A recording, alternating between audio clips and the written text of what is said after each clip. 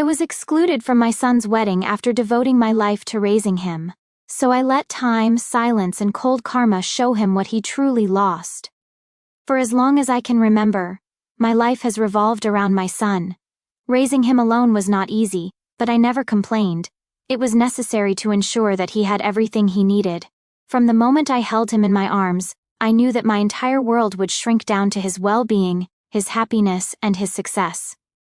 I worked tirelessly, taking extra shifts whenever necessary, sacrificing my own pleasures without hesitation, all with one goal: to give Ethan a life without hardships. But it wasn't just financial security that drove me to be the mother I was. It was also the responsibility of raising him with values, with gratitude, with the understanding that everything he had did not come from nowhere, but from the relentless efforts of a mother who gave him everything. Throughout his childhood and teenage years, I was his biggest supporter. I was the one who attended every school event, who celebrated each of his victories no matter how small, and who picked up the pieces when things didn't go his way. I always believed our relationship was strong, that the bond we had built over the years was unbreakable. But I was wrong. At some point, without me even noticing, everything I had built began to crumble. It all started when Ethan met Madison, a young woman who, from the moment she entered his life, marked a before and after in his attitude. At first I thought it was just the excitement of a new relationship. It's normal that when someone falls in love, their world narrows a little and their attention shifts toward the person they want to spend their time with. I wasn't worried. But I noticed small changes. He no longer called as often. His visits became less frequent. Our conversations grew more superficial. I tried not to overthink it, convincing myself that it was just a phase. But as time passed, the signs became too obvious to ignore. The first time I truly felt pushed aside was on his birthday. We had always had a tradition of having dinner together that day, but this time, when I asked about his plans, he simply told me he would be busy. No invitation, no explanation. Later, I found out through social media that he had celebrated with Madison's family, with his friends, with everyone except me. I felt a tight knot in my chest, but I decided not to make a scene. I justified his behavior, thinking maybe he didn't want Madison to feel like she had to share him. Maybe it was just a matter of adjustment. But time only confirmed what I already knew deep down. With each passing week, Ethan drifted further and further away from me. He became someone almost unrecognizable, a man who, despite being raised with love and sacrifice, acted as if I didn't exist. I watched him disregard my efforts, behave as if everything I had given him meant nothing, as if being his mother was nothing more than a footnote in his story. And then, when he announced his engagement to Madison, I felt a mix of emotions. A part of me was happy for him. He had always dreamed of this moment. But another part, the deepest part of me, couldn't ignore the feeling that I no longer had a place in his life. Still, I forced myself to think positively. Maybe this would be a new beginning for us, an opportunity to rebuild what seemed to have been lost. But the months leading up to the wedding only reinforced my fears. I wasn't included in almost anything. Every time I tried to get involved, I was met with curt responses from Ethan or vague excuses about how everything was already under control. No one consulted me about the preparations. No one asked for my opinion on anything. And when I asked if I could help with something, Madison, with her condescending tone, told me she didn't want to bother me with such tedious details. I stayed quiet, swallowing the lump in my throat, trying to convince myself that maybe I was overreacting, that maybe this was normal. But it wasn't. When the wedding day finally arrived, I went with my heart in my hands, hoping that despite everything, this moment would still be special. I dressed carefully, choosing a dress I had picked out weeks in advance, wanting to be presentable for the occasion, only to face the greatest humiliation of my life. When I arrived at the Grand Oak Wedding Hall, the staff at the entrance looked at me with confusion.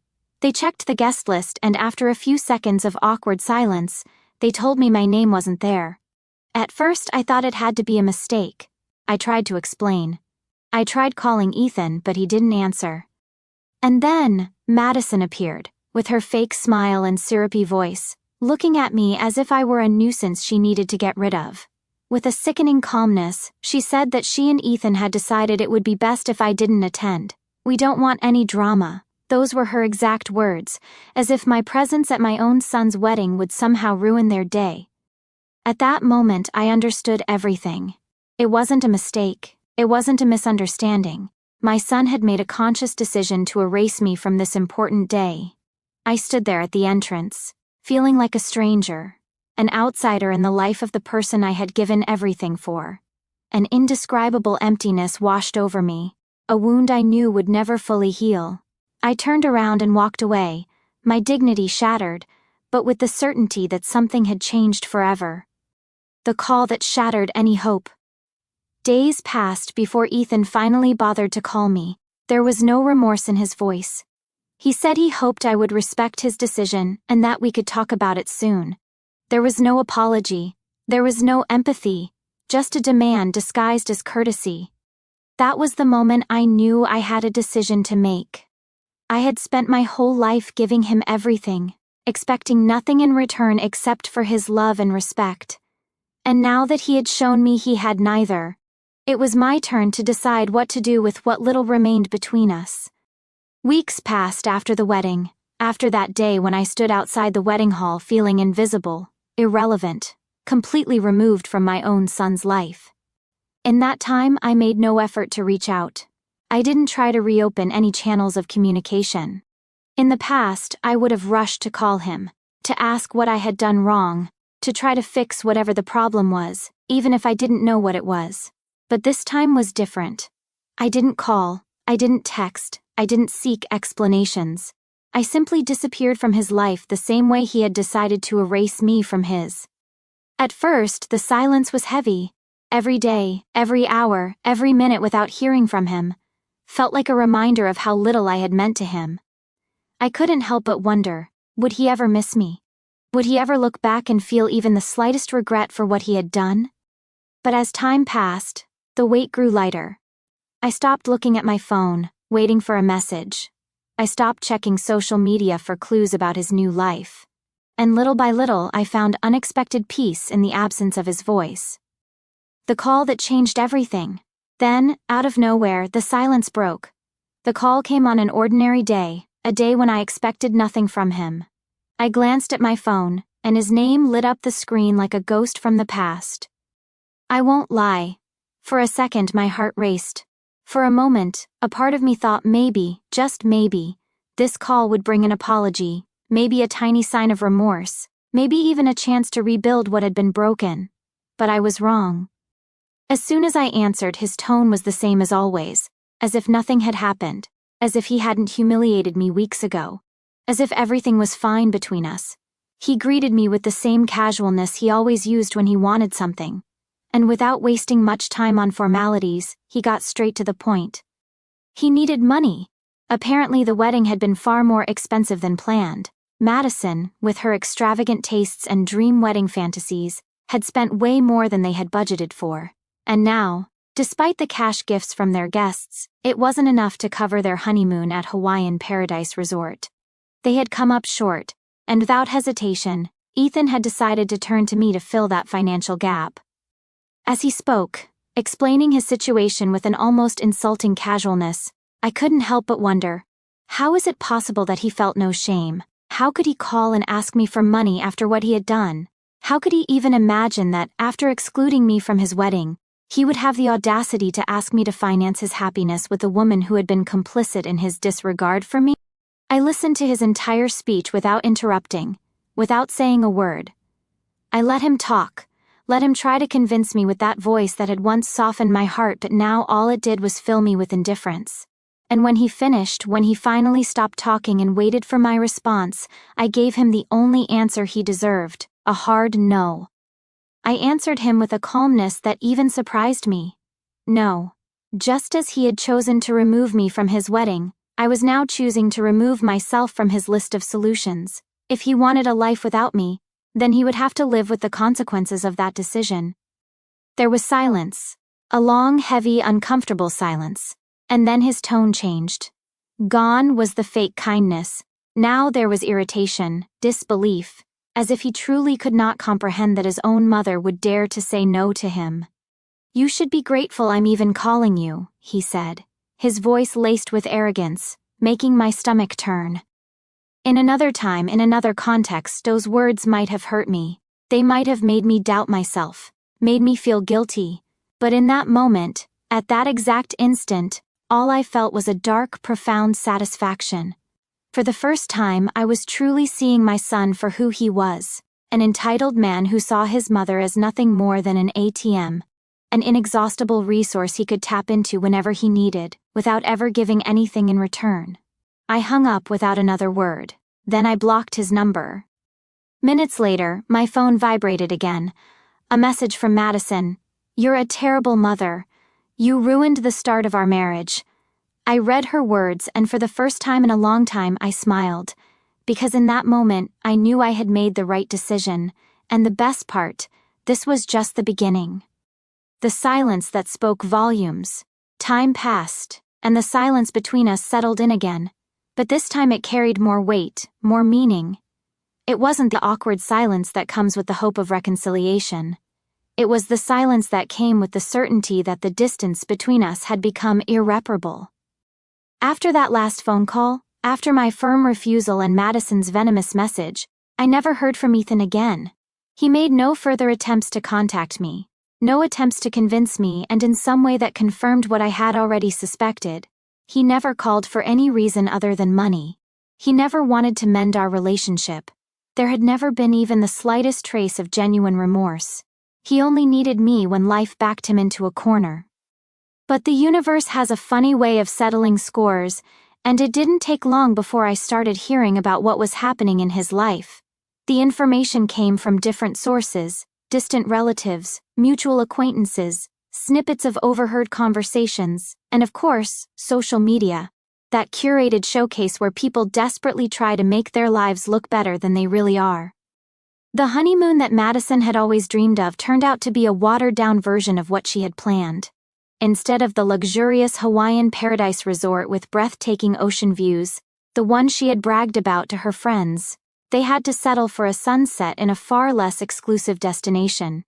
In the photos they posted, they tried to fake happiness, but there was something off about the way they smiled, the way their friends' comments were filled with phrases like, "What matters is love," the kind of things people say when they know things aren't as perfect as they seem. But the honeymoon was just the beginning of their downfall. Reality hit them hard upon their return.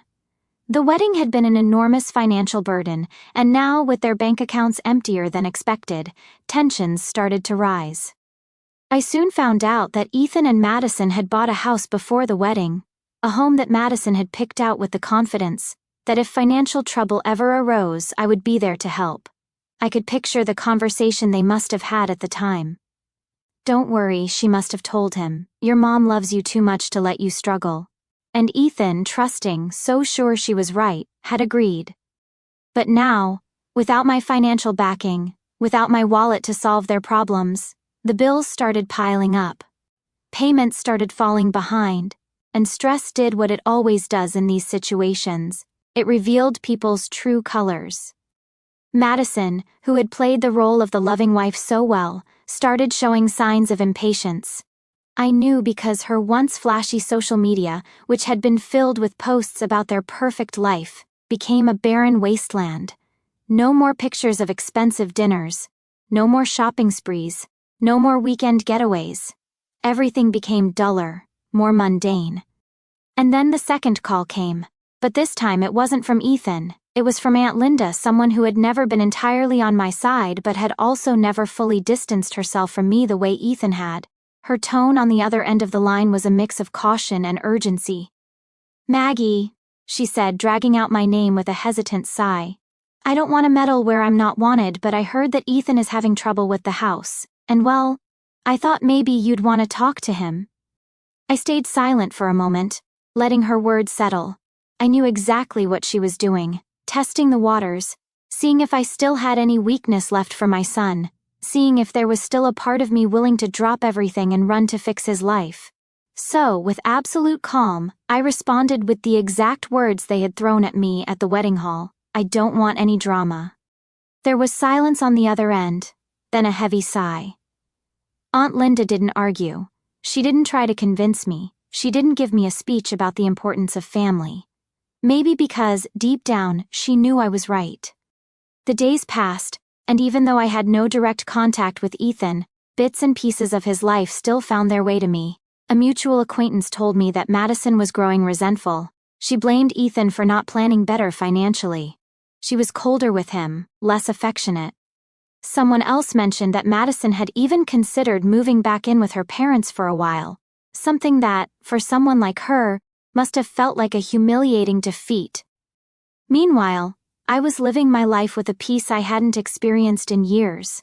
I focused on myself. I enjoyed my independence. I allowed myself the luxuries I had denied myself for so long because I had been too busy making sure Ethan had everything he needed. Until the final blow came.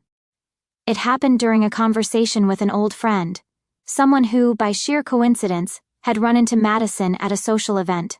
She told me Madison looked different, distant, more withdrawn.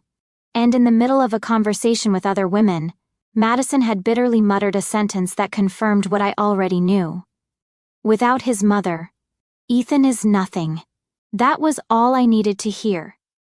Time passed, and the cracks in their so-called perfect life deepened. The silence between us wasn't just empty, it was deafening. Ethan never tried to contact me again, and Madison's passive-aggressive messages stopped. But the truth always finds a way to surface, through whispers from acquaintances and the occasional social media update. I pieced together the reality of their downfall.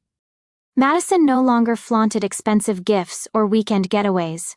The house they had bought so eagerly had become a financial nightmare. Without my financial support, bills piled up, overdue payments stacked one on top of the other, and stress took its toll. Madison, who once played the devoted wife, began to pull away. A mutual acquaintance told me she was less patient with Ethan, colder in public, her sarcastic remarks revealing growing resentment. She blamed him for not giving her the life she expected, for failing her plan. She had assumed someone would step in to save them, that someone had always been me, but not this time. The breaking point.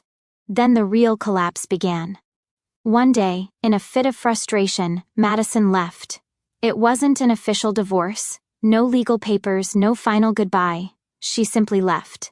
At first she framed it as taking space or needing time to think, but everyone knew what it really meant. Soon, word spread that she no longer stayed at their home, the one they had built together. She was going out more, seen with other men who could offer her the luxuries she craved. And Ethan, my son, the boy who once held my hand and looked up to me with admiration, was now just a man left alone in an empty house, drowning in debts he couldn't pay, weighed down by a life he was never truly prepared for. The final confirmation. I knew their fantasy had fully crumbled when I received a message, not from Ethan, not from Madison, but from Aunt Linda, the same aunt who had once tried to convince me to help him. This time her tone was different. No hesitation, no persuasion, just a blunt statement. Ethan isn't doing well. I don't know if you care or not, but I felt you should know. I read the message once, twice, 3 times, and then I waited to feel something. The impulse to call, the urge to ask, the instinct to fix things. But I felt nothing. Time passed, as it always does, without pausing for anyone. The rumors about Ethan faded, not because his situation had improved, but because misery loses its shock value when it becomes routine. From the bits and pieces I gathered, he was still in that house, alone. The whispers of his separation were no longer just speculation, they were fact. Madison had not only left, she had moved on, and in the most telling way possible, by finding someone richer, someone more ambitious, someone who could give her what Ethan never could. I wasn't surprised. From the moment I met her, I knew Madison was incapable of love, at least not for anyone but herself. But what did surprise me, what I found almost poetic, was how quickly Ethan ended up completely alone. He had no friends to turn to, because the people he thought were his closest friends were just acquaintances, people who were around when there were parties, fancy dinners, and celebrations. But when the invitations stopped, so did their presence. He had no family to rely on because he had chosen to cut off the one person who had always been there for him. And after all this time, after everything that had happened, after months of silence, one day my phone rang. Ethan's name glowed on the screen, a ghost from the past refusing to fade. For a second I considered letting it go to voicemail, just like all the opportunities he had wasted. But curiosity won. His voice was different. Gone was the arrogance. He sounded tired, as if the weight of his choices had finally crushed him. No fake pleasantries, no attempts to smooth things over. Just a simple request. He needed to see me, to talk. Maybe once I would have seen this as a chance to rebuild. But I wasn't just any mother, not after everything. So, with an icy calm, I asked, "What do you really want?" Silence. Then a heavy sigh before the truth spilled out. He needed help, money. The house, his prized symbol of independence, was drowning him in debt. He couldn't sell it, couldn't keep up with payments, and he had no one else to turn to. I listened, letting his words settle. But I felt nothing. No sympathy, no guilt, no desire to save him. Because I finally understood. He wasn't calling me. He wasn't looking for his mother. He was looking for security, for a safety net. I answered with the same calmness he had once used when shutting me out of his wedding. You chose your path. I chose mine. And unfortunately, it no longer includes you. Silence. Then his voice cracked. Are you really going to abandon me? I didn't falter. I hope you find someone to help you because I won't. And before he could beg, before he could try to manipulate me again, I hung up. The lesson he never wanted to learn. Days passed, and the weight of that last conversation faded. Not because I forgot. Not because the pain healed. But because at some point, it simply stopped mattering. Ethan's life unraveled, but it was no longer my burden to carry. The house that had once symbolized his independence became his downfall. Unable to sell it at the price he wanted, he lost nearly everything. Homeless, broke, stripped of the illusion of a life that was never truly his. For a while, he searched for help, distant relatives, old friends, anyone who still felt enough pity to extend a hand. But people grow tired of carrying those who never learned to stand on their own. And Madison, she moved on with terrifying ease, as if Ethan had never existed. She married a wealthy businessman, one who could give her the life she had always craved. Their travels, luxury dinners, and extravagant lifestyle were plastered all over social media. A calculated message to the world, a final erasure of her past mistake. I wondered if Ethan had seen the photos, if he had felt the same burning humiliation I once did when he excluded me from his wedding without remorse. But the difference between us, when he betrayed me, I still had my life, my independence, my peace. But Ethan, he gambled everything on a single card, and when that card burned, he was left with nothing. Rumors said he had moved into a small apartment, taken a mediocre job just to survive, his life reduced to a shadow of what it once was. But eventually even those whispers faded because I stopped listening. I stopped caring. Because while he was falling, I was rising. For years I had given him everything, ensuring he never lacked a thing. And when the time came for him to prove it was all worth it, he cast me aside like I meant nothing. But now, after everything, I finally understood. The most ruthless revenge is not always an act of destruction. Sometimes, the cruelest justice is simply letting life do its work. And life, merciless and fair, taught Ethan the lesson he never wanted to learn.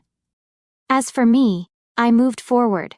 Not with anger, not with hatred, but with the unshakable certainty that I had finally reclaimed what had always been mine, my peace.